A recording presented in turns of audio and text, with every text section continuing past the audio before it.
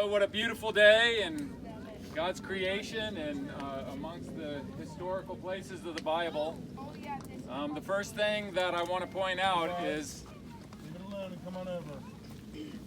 first thing I want to point out from up here is you'll notice that we're on this ridge.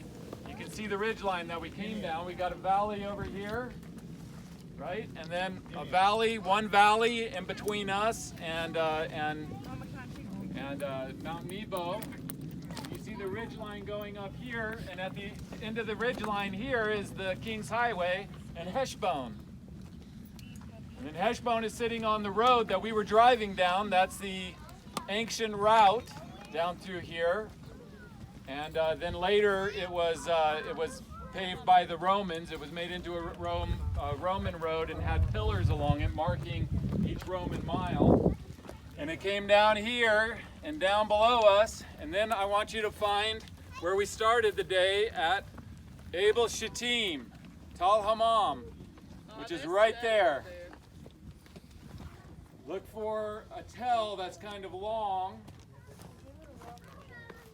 And you see a road going by it. It's right down below us. You see that road cutting through there? It comes this way towards us from that road, and you'll see that long tell that we were up on top of. Raise your hand if you see it, because I want to make sure everybody sees it. I think I see it. Yeah.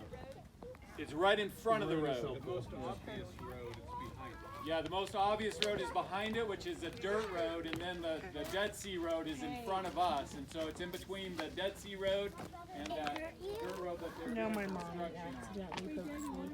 on. So everybody sees that, right? I don't see a big Okay. So let's go to Numbers, the book of Numbers. And if you got a Bible, we're just going to kind of go through in a broad stroke.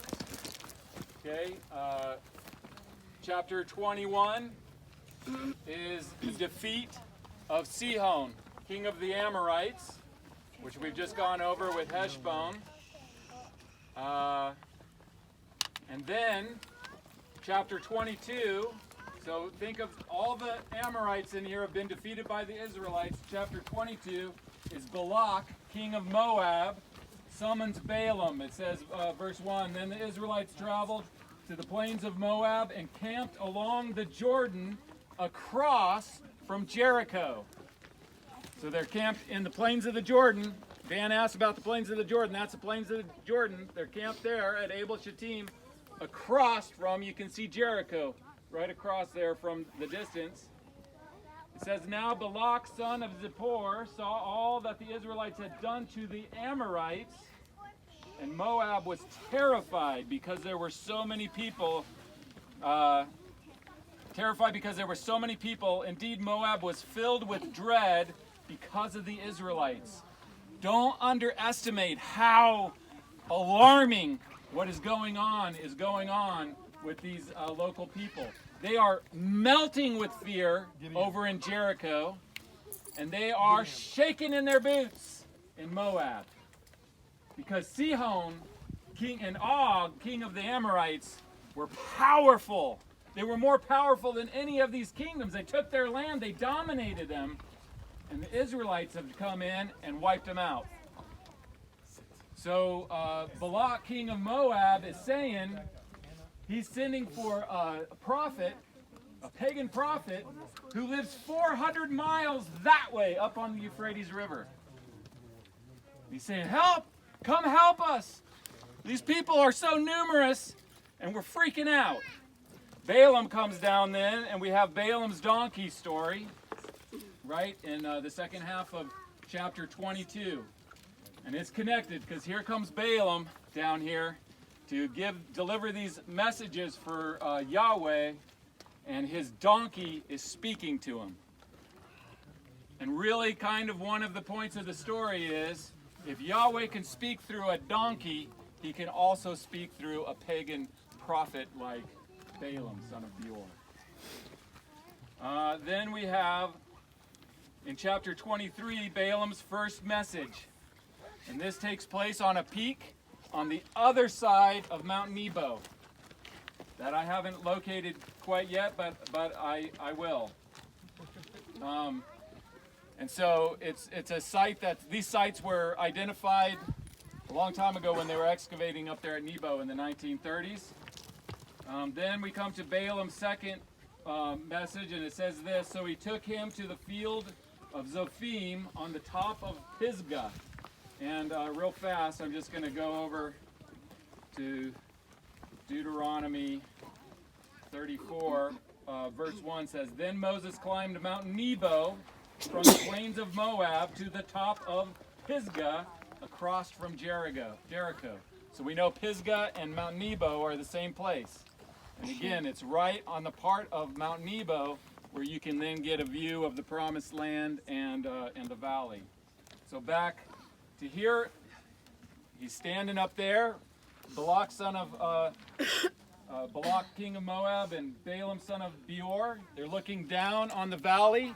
Next time you're up at Nebo, I assume most of you have been up to Mount Nebo. Next time you're up there, pay attention to what it looks like down in this valley. You have two things blocking your view. One thing is the ridge that's coming down there where you see a peak sticking up over there. That blocks part of your view of the valley. This ridge that we're standing on blocks more of it. If you want to see Israel on a clear day, go up there. But if you want to look down into the valley where the Israelites were camped, then come here. You see it? Now, what did it look like down there where the Israelites were camped around Abel Shittim? Well, what would have been the most noticeable would have been the tabernacle with the glory cloud coming out, the Holy of Holies, over the top.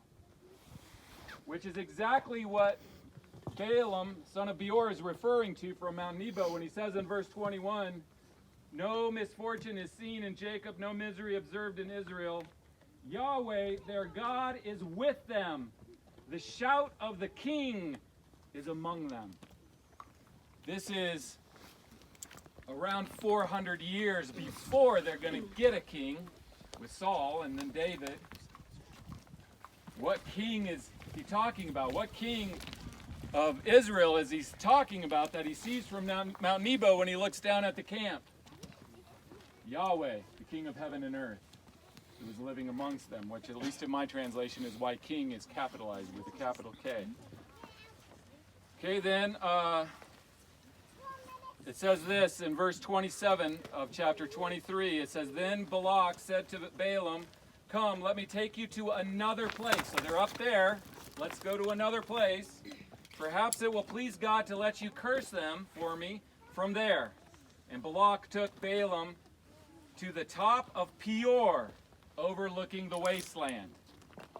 That's where you are right now. Chapter 24. It says this, when Balaam looked out and saw Israel encamped tribe by tribe, the Spirit of God came on him and he spoke his message. Now, let's go back and see the description of the other place. Chapter 23.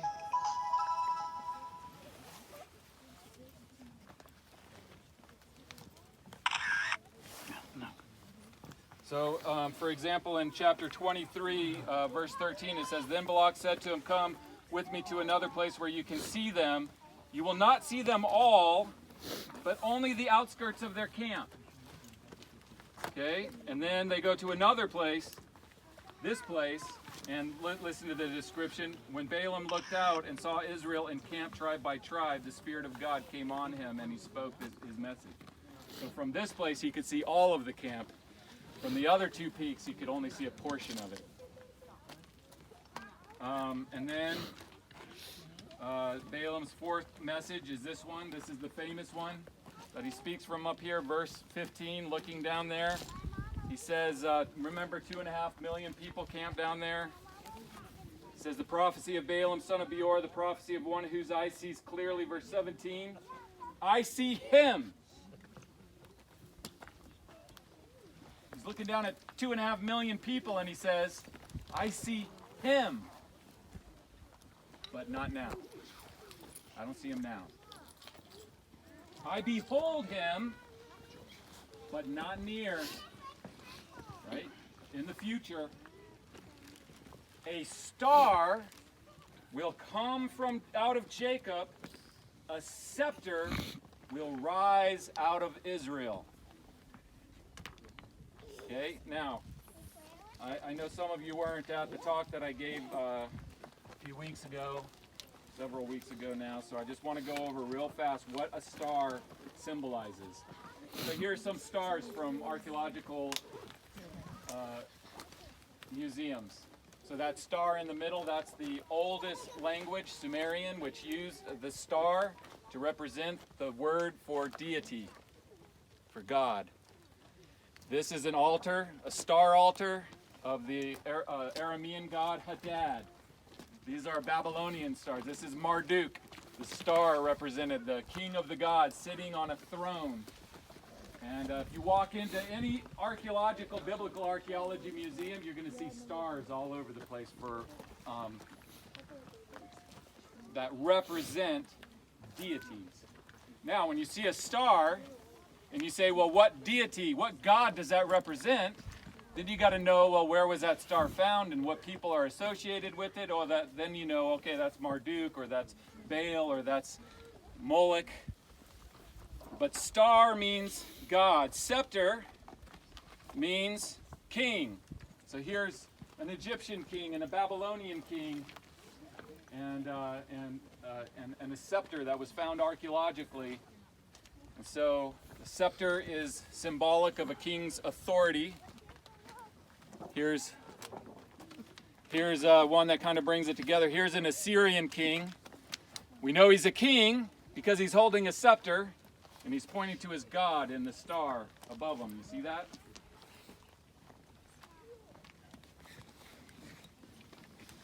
So what would it have meant to the ancient mind when they heard Balaam, son of Beor? Now this is a famous, the Israelites held on to this prophecy of the coming Messiah. It was in their top 3 prophecies about the coming Messiah, but it's very unique because we're used to reading prophecies of the coming Messiah in the Bible, right? But most of them are given through Israelite prophets like Isaiah or Micah. But this one is not. This one, and very intentional, I believe, is not spoken through an Israelite prophet. It's spoken through a prophet from another nation.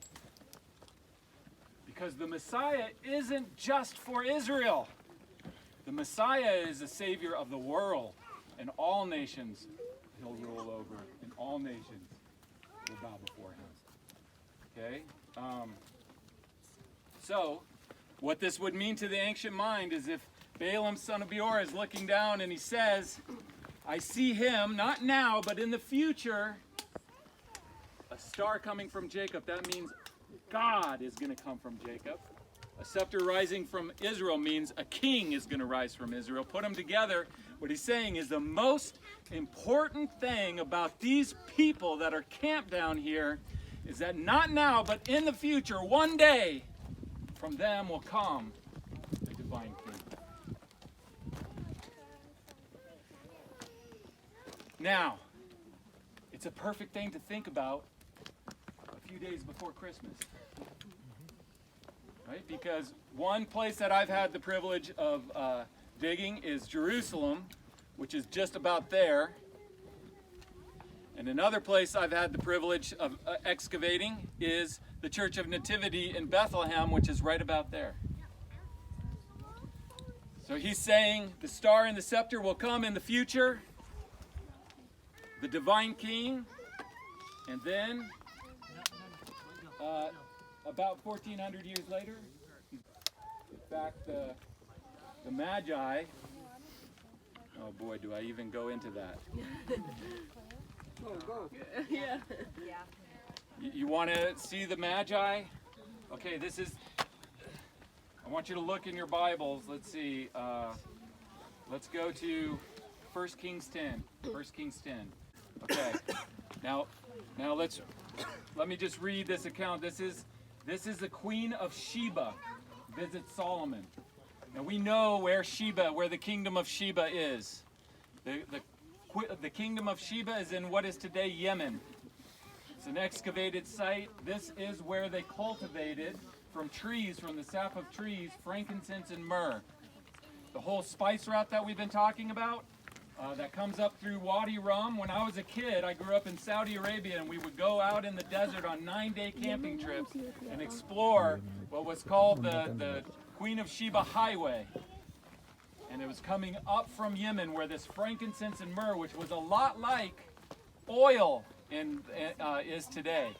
I mean, everybody was burning it in all their shrines. They needed it in Jerusalem. Once Solomon had built the temple, they needed this incense to burn in the temple.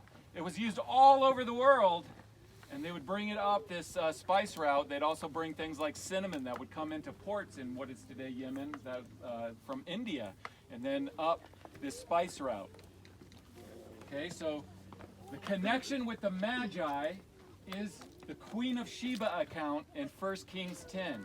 There's a lot of confusion about this because I was taught definitely that the connection with the Magi is the Persian period in Daniel. And no doubt that these Magi knew the book of Daniel. Definitely they did. But this is the anchor connection story, is the Queen of Sheba. So let me just read it real fast. When the Queen of Sheba heard about the fame of Solomon and his relationship to Yahweh, I'm just saying Yahweh when I see Lord, all in capital letters, she came to test Solomon with her hard questions. Arriving at Jerusalem with a very great caravan, with camels carrying spices, large quantities of gold and precious stones. She came to Solomon and talked with him about all that she had on her mind. So I want you to imagine, if you're approaching Jerusalem from the east, this is your route. So imagine the Queen of Sheba coming in a big caravan of camels loaded down with spices and with frankincense and myrrh and with gold. And she's going to see the king in Jerusalem who's building this temple to the Lord and is going to need all this quantity. She's going there because she's curious about the God that he worships. Verse 3 says, Solomon answered all her questions.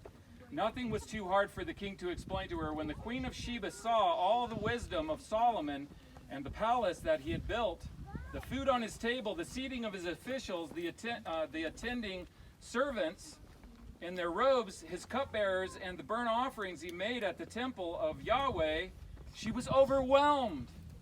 She said to the king, the report I heard in my own country about your achievements and your wisdom is true, but I did not believe these things until I came and saw with my own eyes. Indeed, not even half was told me. In wisdom and wealth, you have far exceeded the report I heard. How happy your people must be, how happy your officials who continually stand before you and hear your wisdom. Now listen to what she says. Praise be to Yahweh your God, who has delighted in you and placed you on the throne of Israel. Because of Yahweh's eternal love for Israel, he has made you king to maintain justice and righteousness. And she gave the king 120 talents of gold, large quantities of spices and precious stones. Never again were so many spices brought in as those the Queen of Sheba gave to King Solomon. Okay? It's a big deal. It's mentioned then again in other passages. So let's go to one of those. Let's go to Isaiah 65, verse 5. Verse 5, by the way, the whole entire scroll of Isaiah, called the Great Isaiah Scroll, was found just right over there. That dates to 125 BC, including this verse that we're going to read. Verse 5. So this is, of course, Isaiah prophesying. He says this, then you will look and be radiant. Your heart will throb and swell with joy. The wealth on the seas will be brought to you. To you the riches of the nations will come. Now listen to this. Herds of camels will cover your land. Young camels of Midian and Ephah. And listen to this. And all from Sheba will come bearing gold and incense and proclaiming the praise of Yahweh. This is after, of course, the Queen of Sheba thing. Now, from Sheba to the Messiah will be brought all these quantities of these spices and all this gold. In other words, what is that connected to? It's connected to what we just read, right? Now let's go to Psalm 72.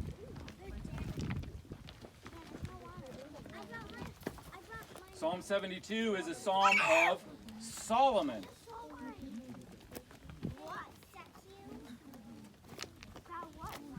Okay, Psalm 72 of Solomon, verse 1. Endow the king with your justice, O God, the royal son with your righteousness. May he judge your people in righteousness, your afflicted ones with justice. May the mountains bring prosperity to the people, the hills the fruit of righteousness. May he defend the afflicted among the people and save the children and needy. May he crush the oppressor. May he endure as long as the sun, as long as the moon, through all generations. Can this be talking about an earthly king? How can an earthly king endure as long as the sun? This is talking about the Messiah. May he be like rain falling on a mown field, like showers watering the earth. In his days may the righteous flourish and prosperity abound, till the moon is no more. Now listen, verse 8, may he rule from sea to sea. That's going to be the Messiah, right? And from the river to the ends of the earth. This king is going to rule to the ends of the earth. May the desert tribes bow before him and his enemies lick the dust. May the kings of Tarshish and of distant shores bring tribute to him. Now look at the end of this verse. May the kings of Sheba and Seba present him gifts. May all kings bow down to him, and may all nations serve him. You see how the story that happens with the Queen of Sheba is now being prophesied. This is going to happen again, only with the Messiah. We saw his star when it rose and have come to worship him. He's not just an earthly king, he's the star king that they've come to worship. I believe this is the route right here that the Magi would have come. Verse 9, after they had heard the king, they went on their way, and the star they had seen when it rose went ahead of them until it stopped over the place where the child was. When they saw the star, they were overjoyed. On coming to the house, they saw the child with his mother Mary, and they bowed down and worshipped him. Then they opened their treasures and presented him with gifts of gold, frankincense, and myrrh. Where does frankincense and myrrh come from? Where does today Yemen? Up the spice route to Jerusalem. The fulfillment of the Queen of Sheba and the event and the prophecies that come off of that, and the fulfillment of Balaam, son of Beor. The Magi, it makes sense, that would have come right through Beth Peor, where we're standing, where Balaam, son of Beor, stood and said, not now, not near, but in the future, the star is going to come from, God is going to come from Jacob, the scepter from Israel. Let me ask you this. How many stars, how many gods did the Israelites believe in? How many? What's his name? What Balaam, son of Beor, is saying is, you see that king down there in that glory cloud? Not now, not near, but in the future, Yahweh is going to come as an Israelite. He's going to become an Israelite in order to save the world. And then it happens right over there. In fact, I had the privilege of excavating for 2 years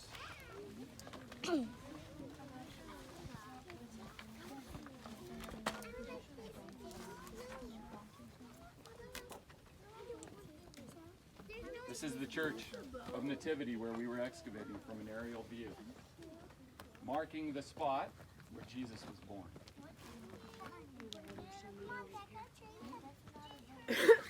You mean he wasn't born in Jerusalem?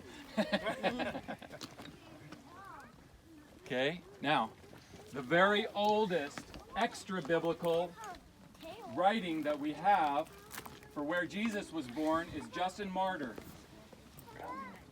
Justin, known in history as Justin Martyr because he was martyred, is from Shechem, from Nablus.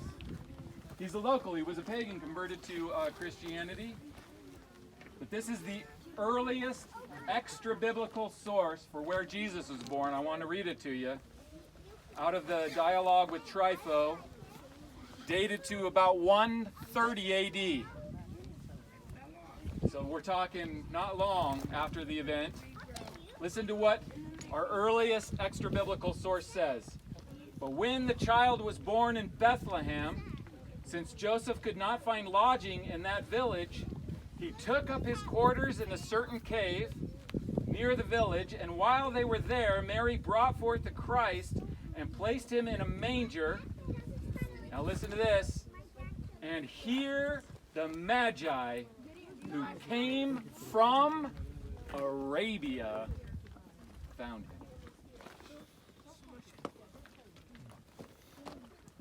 So,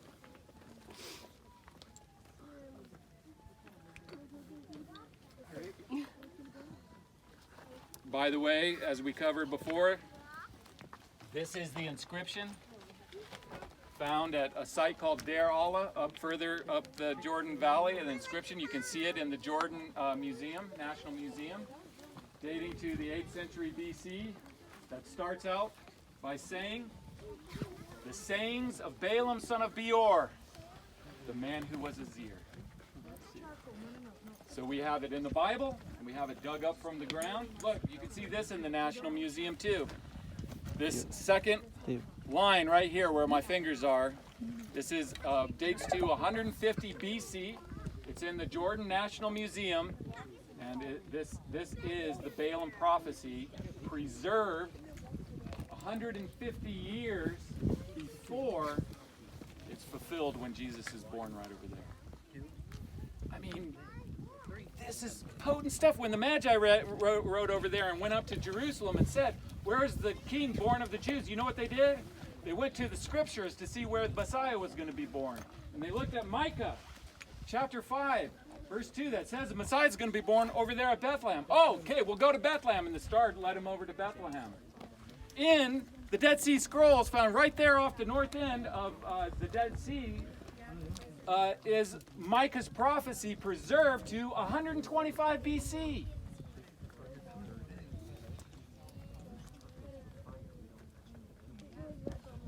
It's a historical fact that Jesus of Nazareth was born in Bethlehem. So you can imagine the conversation that I would have with my two co-directors in that dig, both of them secular, one an archaeologist, Shimon Gibson, the other one a secular historian named Joan Taylor. So I would say this to them. I would say, so was Jesus really born here? And they would say, yeah, of course he was born here. What do you think we're digging here for? The archaeologist, Shimon, would say, well, the evidence is the stack of archaeology. The historian, Joan Taylor, would say, well, it's all the writings that point to this place. So it's a historical fact that Jesus is born in Bethlehem. And I'd say, okay. So then, doesn't the Bible predict that the Messiah would be born in Bethlehem? And then they would say, well, yes. And we can prove that that prediction is a prediction because we have a copy of it that's 125 BC. What does BC stand for? Before Christ. Okay, so then I would say to them, so Jesus fulfilled that then? And they would say, well, no, not necessarily. And I'd say, wait a minute. The Old Testament says the Messiah would be born in Bethlehem of Ephrathah, and Jesus, who claimed to be the Messiah, was born in Bethlehem of Ephrathah. Yes, so he fulfilled that. Well, no, not. You know, that's kind of jumping to a conclusion. Do you see how powerful that is? That God told us what he would do, and then he did it. And the only answer at the end of the day, the only answer they could give for that was, it's a coincidence. Okay, well, we also have preserved in the Dead Sea Scrolls to 150 BC that the Messiah would be pierced through his hands and feet. And the most historical event of Jesus is his crucifixion, where he was nailed to a cross. And say the same. I did say the same thing. So Jesus, the prophecy is the Messiah would be pierced through his hands and feet. Well, Jesus was pierced through his hands and feet when he was crucified in Jerusalem? Yes. 1 + 1, then he fulfilled that. Equals 2. Well, not yet. See, now you got 2, and then you can go 3, and then you can go 4, and on and on and on, because we got the whole scroll of Isaiah dating to 150 BC. It's, you know how you read in the Bible sometimes where Jesus silences his critics? Where he literally brings about, says something through his wisdom that his critics, his skeptics, can't say anything, because if they say this, this is a problem. If they say that, then that's a problem. This is that issue now. It is the thing that silences the skeptics today, is to explain how we're told what's going to happen with the Messiah, and then Jesus, born right over there, comes and fulfills every single one of those details. It's not just, all this evidence doesn't just back up the Bible and its historicity, it also backs up the Bible in its authority as God's Word.